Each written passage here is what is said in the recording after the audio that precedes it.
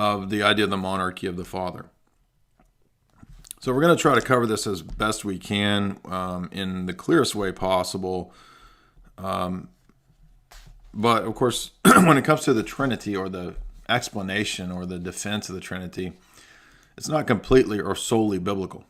So this is one of the key problems, of course, with the Protestant approach, is that the assumed biblicist position, or the idea of sola scriptura, is going to make the defense of the Trinity very difficult.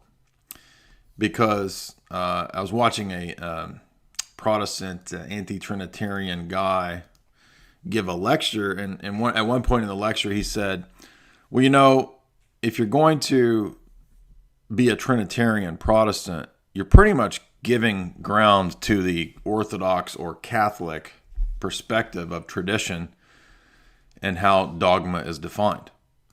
Because he says, you know, the Bible doesn't mention Trinity. Trinity is a later word, right? It's first used by Tertullian, but as it's used, you know, later on in the Cappadocians, the councils, etc., this is a, quote, development.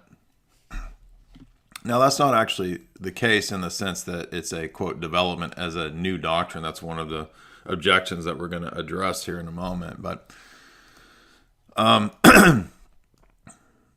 no, it's also, well, actually, yes, I actually agree with this guy that in order to give a coherent explanation of defense of the Trinity, you're going to have to admit a church. You're going to have to admit a normative, authoritative body that's there to make decisions, that has a succession, that has a power and a gift of authority and of carrying on the faith after the death of the apostles. And of course, no Protestant confesses that.